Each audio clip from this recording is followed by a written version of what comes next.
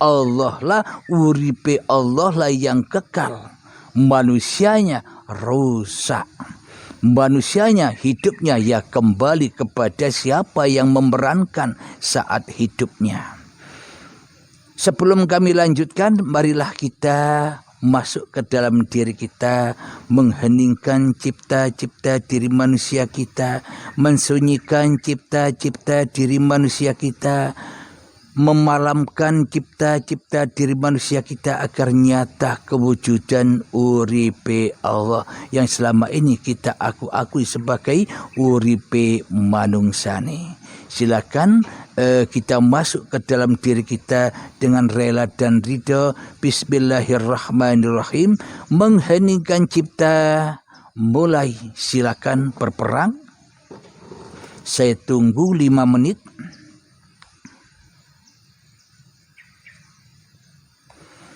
Jangan hiraukan saya, perang saja. Ku anfusakum, jagalah dirimu, selamatkanlah dirimu dari api-api neraka.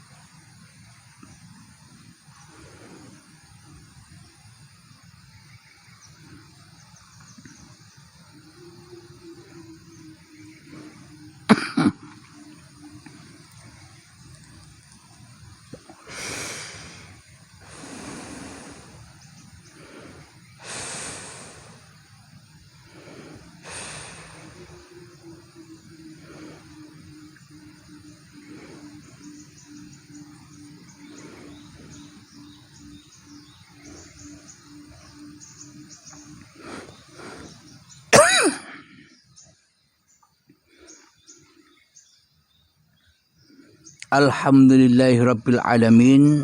Mengheningkan cipta selesai. Jadi bila ada peristiwa-peristiwa di dalam mengheningkan cipta, bisa diceritakan di admin 082245647438. insyaallah kami balas. Alhamdulillahirabbil alamin. Mari kita teruskan ayatnya. Ayat di surat Al-Anbiya, cerita para nabi-nabi, ayat yang ke-35.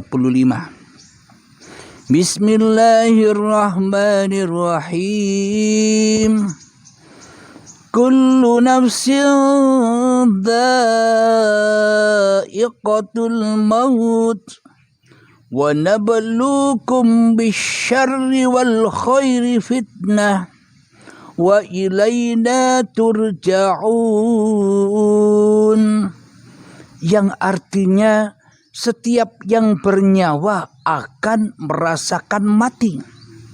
Kami akan menguji kamu dengan keburukan dan kebaikan sebagai cobaan, dan kamu akan dikembalikan hanya kepada kami. Inilah bukti yang nyata. Kalau orang sudah meninggal kan sudah kembali kepada Tuhan. Mana mungkin kita bisa mengirimkan sedekah-sedekah kepada orang yang sudah meninggal, kepada orang-orang yang sudah wafat. Bila kita tak bertemu Tuhan dulu, mana mungkin kita bisa menyedekahkan apa yang kita sedekahkan. Bila tak bertemu Tuhan dulu, bagaimana mungkin kita ketemu dengan arwah-arwahnya ayah ibu kita yang sudah meninggal. Ayah saya yang sudah meninggal, bagaimana aku bisa menemui arwahnya Bapak Suroso yang sudah kembali kepada sisi Allah, sementara aku tidak menemui siapa yang memegang arwahnya, siapa yang memperjalankannya dulu waktu hidupnya. Logikanya kan kita wajib ketemu dengan Tuhan yang menghidupinya daripada bertemu Bapak Surosonya. Tidak mungkin kita ujak-ujuk langsung ketemu Bapak Surosonya memberikan sedekah, doa ataupun apa saja tanpa kita ketemu Allah yang menciptakannya. Logikanya begini, Anda menginginkan sesuatu contoh, Anda ingin membeli beras. Ketika Anda sudah membawa uang ibaratkan doa-doa Anda yang akan dikirimkan ditukar dengan beras. Bila Anda, apakah mungkin Anda bisa bertransaksi dengan berasnya sendiri? Tanpa bertransaksi jual beli dengan pemilik beras. Jadi ketika kita ingin sampai kepada keinginan kita untuk membeli beras, ya kita harus wajib ketemu dulu dengan pemilik beras, baru kita ketemu beras. Sama halnya kita bersedekah kepada orang tua kita yang sudah meninggal, tanpa kita ketemu Allah yang menciptakan orang tua, bagaimana mungkin sampai amal-amal kita? Selama ini amal-amal kita itu bukan amal ibadah, yakni amal yang buruk. Kenapa? Karena kita yang merasa beramal, karena kita yang merasa berkuasa, karena kita yang merasa hidup melebihi hidupnya Tuhan. Bagaimana mungkin itu dikatakan kebaikan?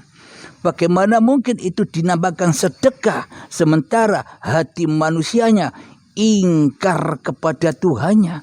Bagaimana itu dikatakan sedekah kepada orang mati, sementara manusianya kufur kepada Tuhannya? Nyambung tidak kira-kira? Ya, silakan ditimbang-timbang sendiri. Jadi setiap yang bernyawa akan merasakan mati. Bagi manusia yang merasa dirinya hidup, itulah orang mati di sisi Allah. Karena Allah telah disekutukan dengan dirinya.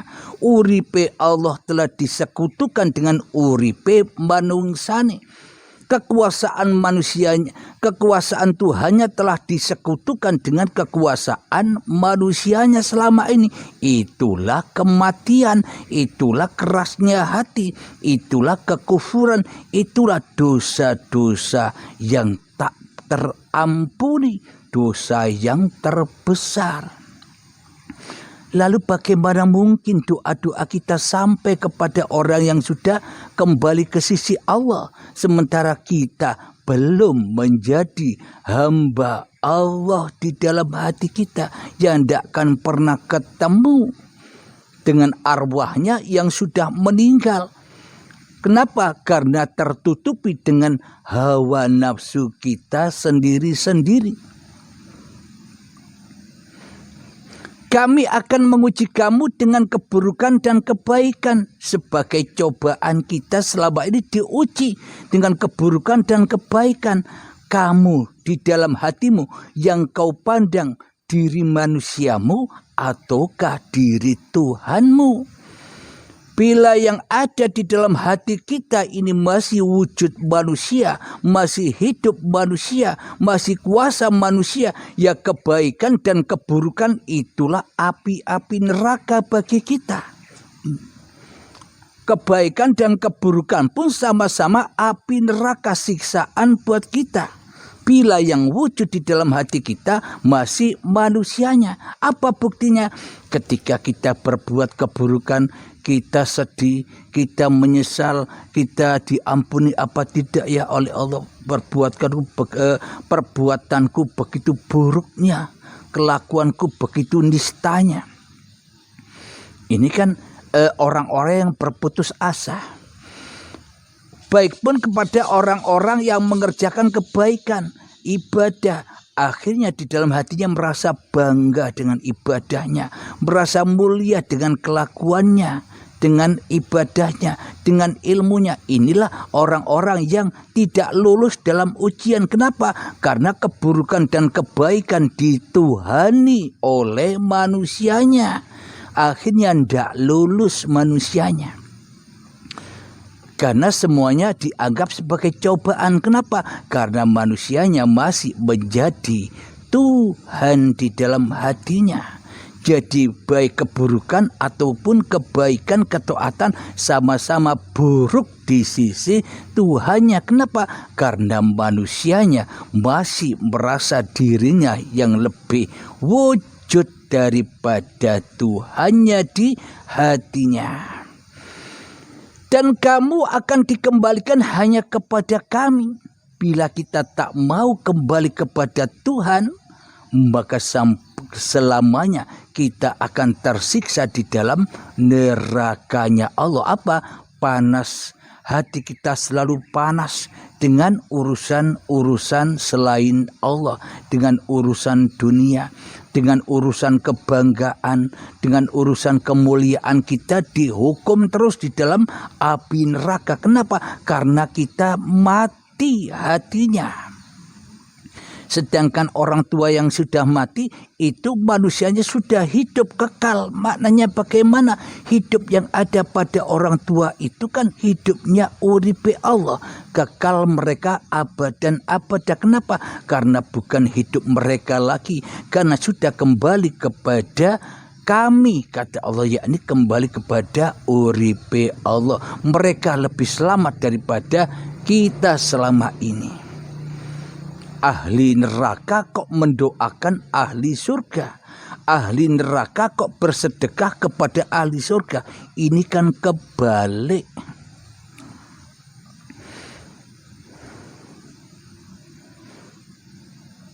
Jadi kepahaman ini kita lanjutkan di ayat yang ke-36.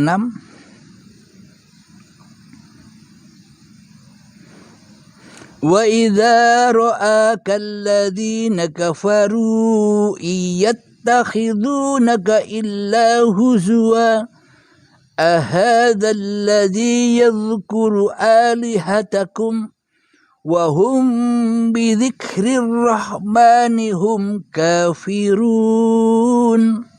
Yang artinya, dan apabila orang-orang kafir itu melihat engkau Muhammad, mereka hanya memperlakukan engkau menjadi bahan ejekan.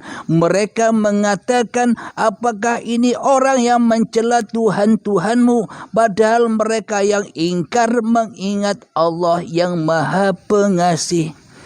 Jadi pemahaman tentang ketuhanan ini selalu dicibir oleh hawa nafsu, selalu dihina oleh iblis dan setan, selalu dihina, dianggap sesat. Kenapa? Karena manusianya sudah disesatkan oleh setan di dalam hatinya.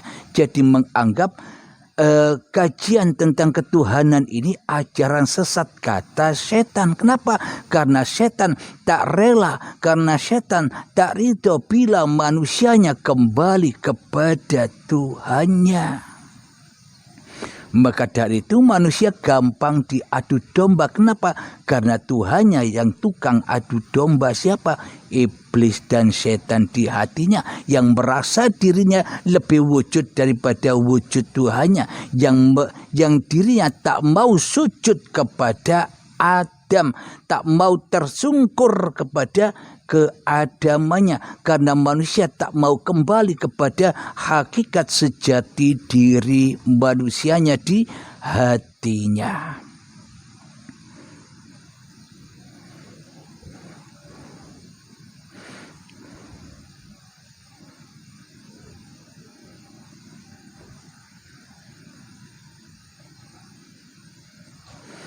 Saya loncati ayatnya yang ke-40 surat Al-Anbiya. Surat yang ke-40.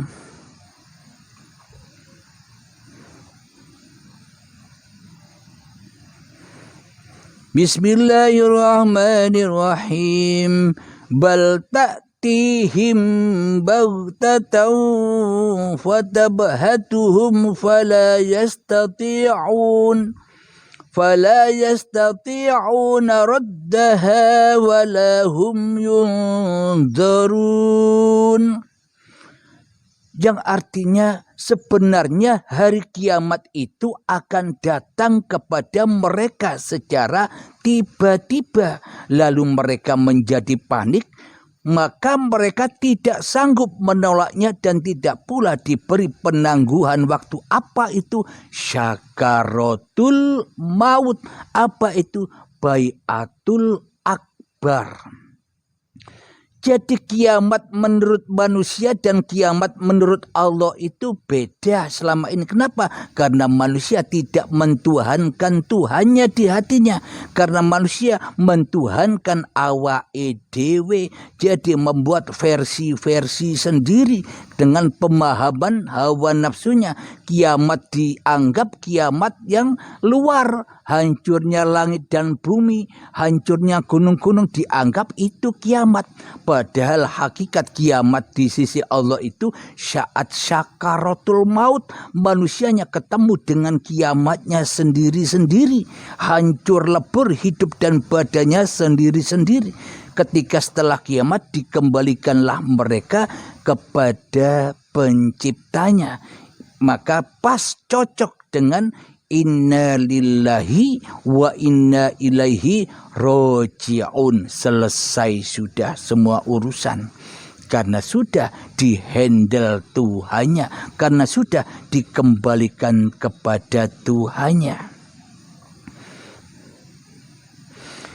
Sebenarnya hari kiamat itu akan datang kepada mereka secara tiba-tiba. Syakaratul maut. Lalu mereka menjadi panik, maka paniklah mereka manusia yang tidak bertuhan di dalam hatinya. Maka mereka tidak sanggup menolaknya dan tidak pula diberi penangguhan. Ya kematian saat syakaratul maut tiba. Itulah puncak-puncak azab yang pedih bagi orang-orang yang tidak mentuhankan Allah di hatinya.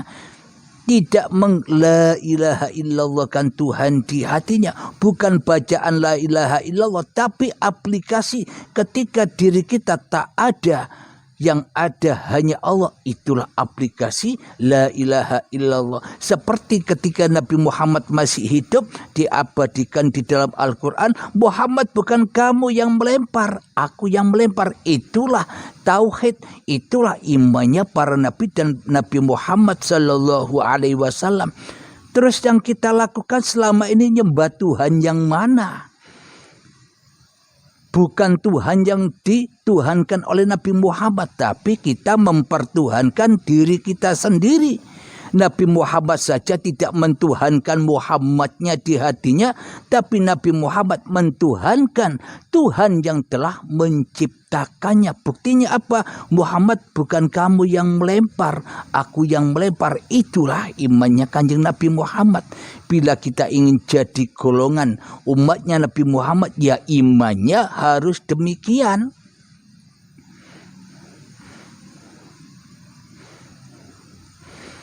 Lanjutkan ayat yang ke-41 dalam surat Al-Anbiya. Walaqad istuhzi'a birusulin min qablika fahaqa billadzina sakhiru minhum ma kanu bihi yastahzi'un. Dan sungguh rasul-rasul sebelum engkau Muhammad pun diperolok-olokkan. Maka turunlah siksa kepada orang-orang yang mencemoohkan apa? rasul-rasul yang selalu mereka perolok-olokkan. Jadi orang-orang yang membawa babakan atau paparan ilmu tentang ketuhanan selalu diperolok-olok oleh orang kafir. Siapa orang kafir itu? Orang yang masih wujud dirinya di hatinya. Siapa orang kafir itu? Orang yang masih jadi Tuhan dirinya di hatinya daripada bertuhankan Tuhan yang telah menciptakannya. Alhamdulillahirrabbilalamin. Sungguh nyata Al-Quran ini, dan inilah bukti bahwa Al-Quran itu nyata sejak dulu, sekarang dan akan datang masih tetap nyata keberadaannya. Tidak dongeng cerita orang-orang dulu saja. Maknanya Al-Quran itu cerita tiap-tiap diri manusianya. Bila manusia sudah memahami, maka manusianya sudah sampai di makom Al-Quranul Qadim, yakni uripe Allah. Alhamdulillahirrabbilalamin. Semoga saya khususnya dan semoga kita semua para jamaah uripe Allah yang selalu setia menyimak paparan uripe Allah, semoga kita senantiasa di dalam golongan para nabi dan golongan para rasul. Apanya? Imannya, bukan raganya. Raganya ya rusak. Yang kalau imannya tidak rusak abadan abada. Maknanya hidupnya tergolong dengan hidup yang ada pada para nabi dan rasul. Yang mana hidup yang dihidupi oleh uripe Allah. Sebelum kita akhiri pemaparan di hari Jumat yang indah ini, di edisi spesial ini, marilah kita gemahkan sholawat dhalimin daf'ul bala. Allahumma salli ala sayyidina Muhammad wa asghili zalimin bi zalimin. Allahumma salli ala sayyidina Muhammad wa ashghili zalimin bi zalimin wa ahrijna min bainihim sarimin wa ala alihi wa sahbihi ajma'in.